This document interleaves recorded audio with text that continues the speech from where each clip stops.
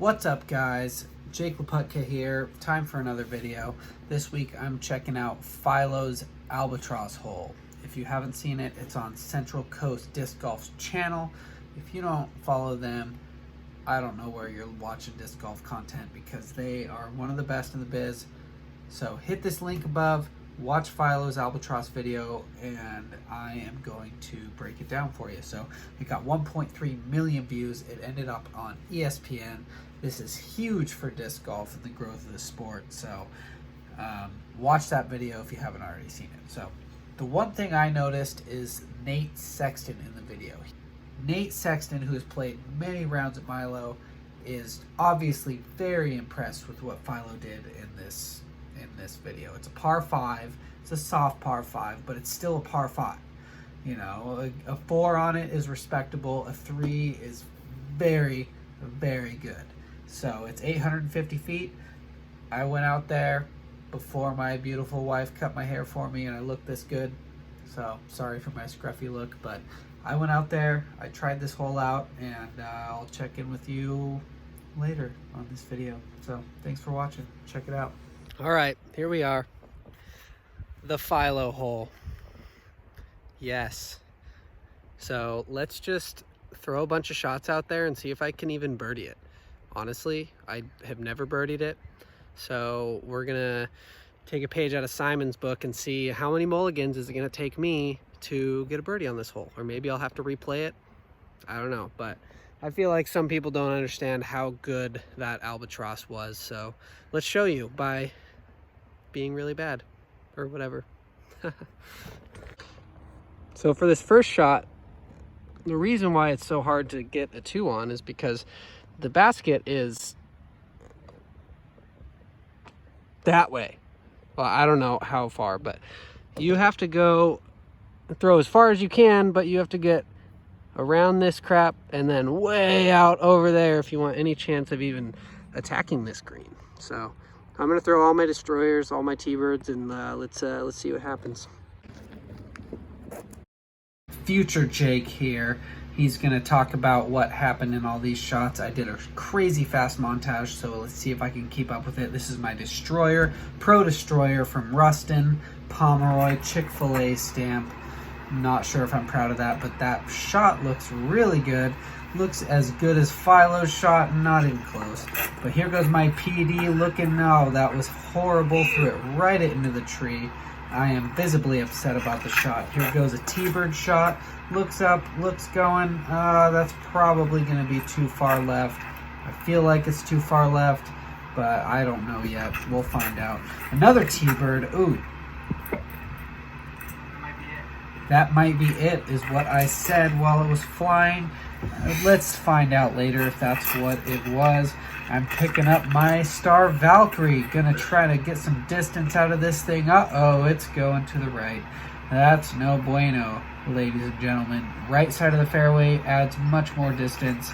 So I'm gonna correct with my T-bird here, flippy T-bird. I'm gonna make it go left, and it's up, and it's also turned over to the right. I did not correct there. So time for the next one. Let's see what I'm picking up. My Nate Sexton Firebird. Definitely big overcorrection here. Take the big overstable disc, and that's actually looking pretty good. I don't know how good, but here we go. Throwing my Wraith. Last one, Star Wraith. And that's actually also looking pretty good. So okay, I'm not feeling good about this. I shanked a few of those, and the ones I got a hold of I felt like didn't even get out there. So let's see where they all shook out, pick my best one, and see if we can go from there. This was my worst one, my PD. All right, so we're off to the right. The tee pad's back there. This is where the fairway goes to the left. You can see a wall of trees. So if you can see this line, that is the outside of a tree that is closer. It's like this island. This guy right here. So the way Philo went is flex something through past that, and then behind that tree there's a gap. So I'll show you a better angle on it here in a sec, but that is why these discs are out of play. My Flippy T-Bird and my Valkyrie. See the angle, you'd have to flex in front of that dead looking tree way out to the right, but the basket's still basically straight behind that dead tree in that cove. T-pad's back there somewhere, but this is the tree I was coming around, and you know, I'm a good 150 feet from it right now. And if I turn and look up the fairway, you can see I have got forever to go. Forever. If you get past that tree trying to go left, but you don't get enough on it, look at my T-birds. Nothing. This second tree here, you also got to get around. So these two T-bird shots, this one and that one, no bueno. One Sexton Firebird, that might be better than my Wraith, which went farther, but that might be what I go for. My Wraith, best shot, and this is what we're looking at. So you might be able to tell a little better now, that tree I was talking about. That is about 80 feet in front of where this tree line, it's kind of going forward and to the right. So that kind of goes up to the right, and then where it meets this tree, there's actually an 80 or 90 foot gap, which you have to flex through. If you can flex behind that tree that's here, not like that big thing is way out in the distance, but this little guy here, stupid auto zoom, this guy here, if you can flex past it, then you just have this aggressive corner to turn and you're into where the green is. I'll show you guys as I walk up there, but that's what we're looking at now. I'm gonna throw everything at it and see if I even come close. Throwing my Flippy T-Bird, and I thought I could get it to turn. Looks good, and I did not get it to turn. That is way off to the left. Okay, I'm gonna throw my Valkyrie here over correction, way off to the right. I thought that was gonna be good, but it was not. And here goes my third attempt, which was my S-Line PD, which I haven't been throwing well all day. There it is, I thought, and then I'm like, oh, did I catch that backside? No, I did not. It looks pretty good. And so actually I'm going to freeze it here, because this was like 4 or 5 shots later, but this was also pretty good because that PD ended up being my best shot. But here we go. All right, so what people don't understand is that that hill is so much more than it looks. It looks flat with a little bump, but it's going uphill, and then it's more uphill, and then you drop down to the basket. So actually clearing that hill on your second shot is like very hard to do.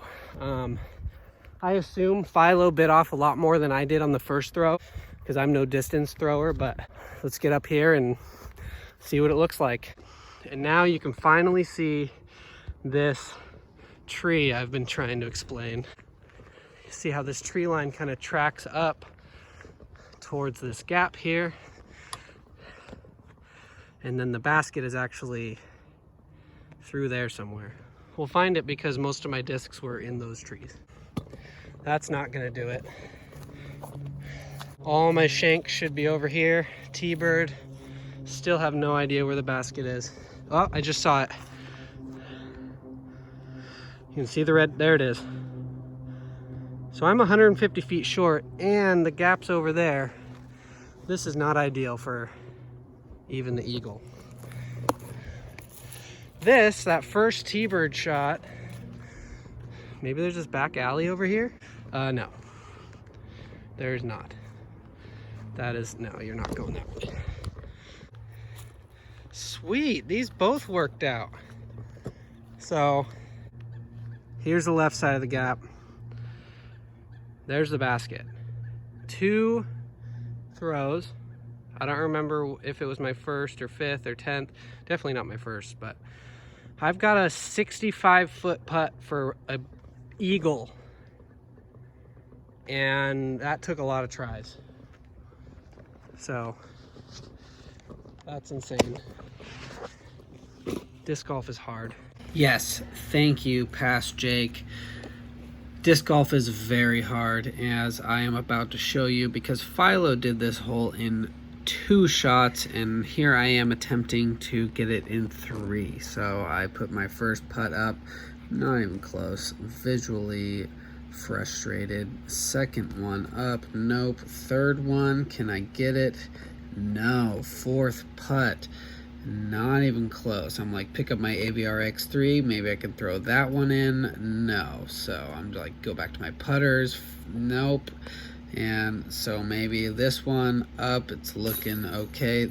There it is. Jake is pumped to make his 50th putt for an eagle. So it took me that many tries to get an eagle. Philo took 1 shot. Second shot went into the basket. So that really hopefully shows you how hard this hole is and how well Philo played it. There I am running like an idiot back to my shot. I couldn't find my T-bird. There it is.